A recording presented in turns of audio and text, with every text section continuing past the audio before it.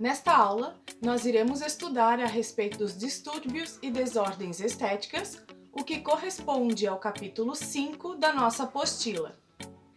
Segundo o dicionário, distúrbios são tudo aquilo que atrapalham, provocam transtornos, apresentam função anormal ou defeito. E desordens, como a própria palavra sugere, tudo que está fora da ordem, em desalinho. Portanto, quando falamos de distúrbios e desordens estéticas, nos referimos ao funcionamento inadequado de células que resultam em uma aparência não saudável, o que gera um desconforto na vida pessoal, podendo gerar até transtornos na vida social do indivíduo. Por exemplo, quando o indivíduo sofre bullying ou tem dificuldade de conseguir emprego devido à sua aparência. Ou quando este indivíduo não gosta do que vê no espelho e acaba deixando de ir a eventos familiares e sociais, se isola do mundo e acaba entrando num quadro de tristeza profunda. Estes são apenas exemplos de transtornos causados na vida do indivíduo por conta dos distúrbios ou desordens estéticas. Dentre as desordens ou distúrbios estéticos mais comuns, podemos destacar a acne, que acabamos de estudar. Podemos ainda citar as olheiras, as manchas, mais especificamente o melasma, assim como as pitoses de pele e de músculo. Vamos iniciar os nossos estudos sobre distúrbios e desordens estéticas pelas discromias, que são todas as alterações da cor da pele, sem relevo ou depressão, podendo ser pigmentares ou vasculares. Entretanto, vamos nos ater aos estudos das principais lesões pigmentares, de total relevância para a estética, que são as acromias, as hipopigmentações e as hiperpigmentações. Porém, para tratá-las adequadamente e obtermos sucesso nos tratamentos, precisamos conhecer exatamente como se forma a pigmentação da nossa pele. A melanina é um dos principais pigmentos da nossa pele e a sua função principal é defender o núcleo dos queratinócitos contra a radiação ultravioleta. Ela é produzida pelos melanócitos, que se encontram lá na junção dermoepidérmica ou na camada basal da epiderme. Os melanócitos possuem um citoplasma abundante, de onde partem os seus prolongamentos ou dendritos, que penetram entre os queratinócitos da epiderme, atingindo até a camada espinhosa. Existem pequenas vesículas chamadas de melanossomos, que são os responsáveis por transportar este pigmento dos melanócitos para os queratinócitos. Duas curiosidades a respeito dos melanócitos. Número 1. O número de células não varia conforme os fotótipos, o que varia é a sua capacidade funcional. Ou seja, nas peles mais claras, consideradas fototipos baixos, a produção e a transferência da melanina é menor do que nas peles mais escuras, consideradas fotótipos altos. Número 2. Estudos apontam que nós perdemos cerca de 10 a 20% destas células a cada década de vida após os 20 anos de idade. Quando algo de errado acontece neste processo chamado melanogênese, que é o processo da formação da melanina, aparecem as discromias, ou como conhecemos melhor, as manchas. Seja por aumento da produção e transferência da melanina, ou seja pela diminuição ou até total incapacidade de produção e transferência da mesma. Dito isto, vamos explorar os principais distúrbios pigmentares, que são as acromias, as hiperpigmentações e as hipopigmentações. Nas acromias, ocorre a ausência total da produção da melanina. Trata-se, portanto, de uma total incapacidade dos melanócitos em produzir a melanina. Exemplos de acromia são a leucodermia gutata e o albinismo. A leucodermia gutata são aquelas manchinhas brancas que surgem em decorrência do processo natural de envelhecimento da pele. Porém, elas também podem aparecer precocemente devido a demasiadas exposições aos raios ultravioletas. Já o albinismo é uma condição causada por uma mutação genética, que pode, além da pele, causar também alterações na cor dos cabelos e dos olhos. Já nas hipopigmentações, acontece apenas uma diminuição parcial na produção e transferência da melanina. Bons exemplos de hipopigmentação são a pitiríase versicolor e o vitiligo. A pitiríase versicolor, mais conhecida como pano branco, é causada por um tipo de fungo, porém é uma condição transitória, pois, uma vez que é realizado o tratamento médico adequado, as manchas desaparecem e a coloração da pele volta ao normal. Já o vitiligo é uma patologia autoimune que apresenta alteração parcial na produção da melanina, que, com tratamento médico adequado, pode melhorar muito o quadro. Inclusive, até alguns casos relatados apresentaram a volta total da coloração da pele. Em relação a estas duas discromias, as acromias e as hipopigmentações, cabe a nós esteticistas apenas a indicação de fotoprotetores de acordo com o tipo de pele apresentada, ou ainda a indicação de maquiagem, caso a cliente deseje camuflar estas manchas. Outra discromia muito comum nos consultórios de estética são as hiperpigmentações.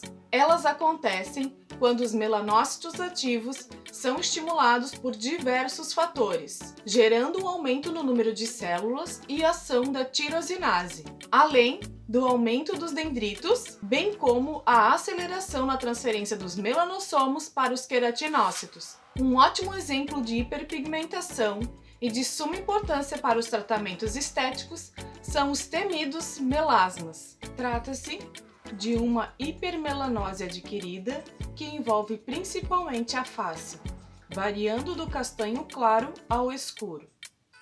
Acomete indivíduos de todas as raças e ambos os sexos, sendo mais frequente em mulheres, já que os homens apresentam cerca de 10% dos casos. As manchas normalmente se apresentam simétricas e se desenvolvem lentamente, sem sintomas prévios, como queimação ou prurido, ou história de queimadura solar. Os melasmas podem ser causados por diversos fatores, tais como predisposição genética, decorrência de inflamações, alterações hormonais, efeito colateral de medicações, exposição aos raios UVA e UVB. As regiões mais frequentemente acometidas são as centrofacial, malar e mandibular. Os melasmas são classificados em epidérmico, dérmico ou misto.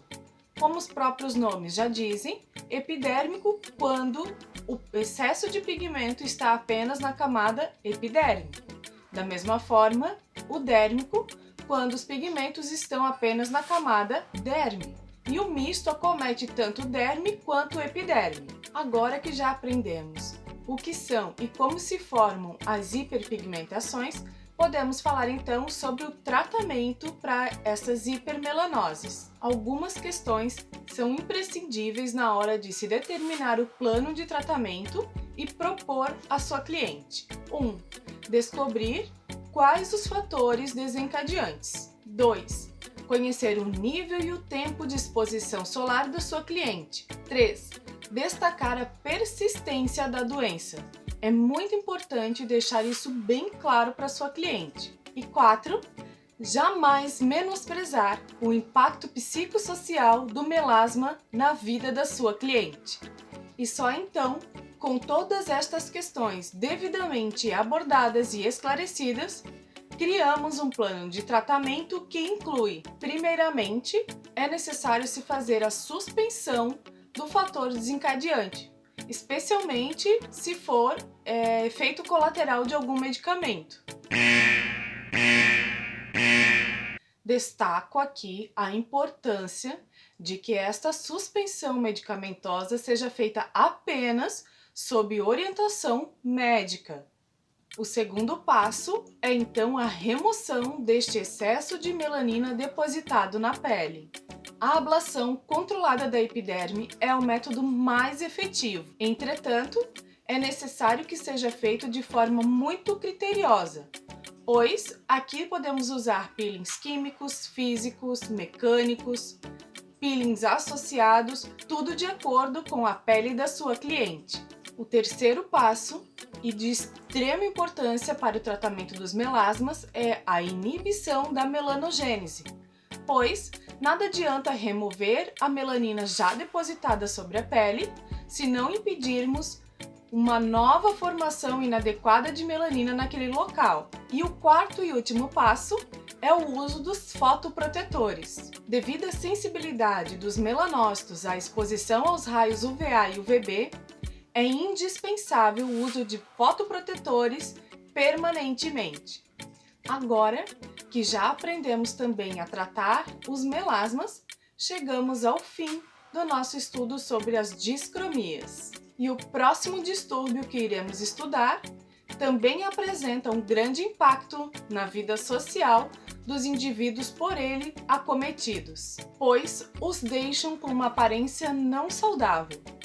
Eu estou falando das terríveis olheiras.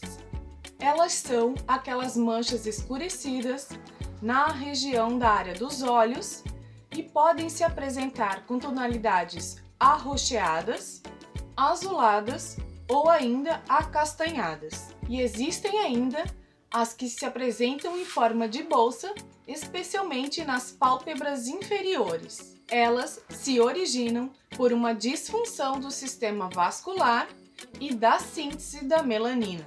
Acometem uma boa parte da população e se apresentam como um grande incômodo, exatamente por se localizarem em uma das áreas de maior destaque do nosso rosto, a área dos olhos, comprometendo a harmonia estética e a aparência saudável de um modo geral. Elas podem ser manifestações temporárias, persistentes ou ainda permanentes. Isso irá depender dos fatores desencadeantes. Por isso, precisamos conhecer quais os tipos e como cada uma se forma. Os fatores desencadeantes das hipercromias periorbitais são predisposição genética, cansaço físico, poucas horas de sono, dietas muito restritivas e inadequadas, exposição excessiva aos raios ultravioletas, quadros de rinite e sinusite.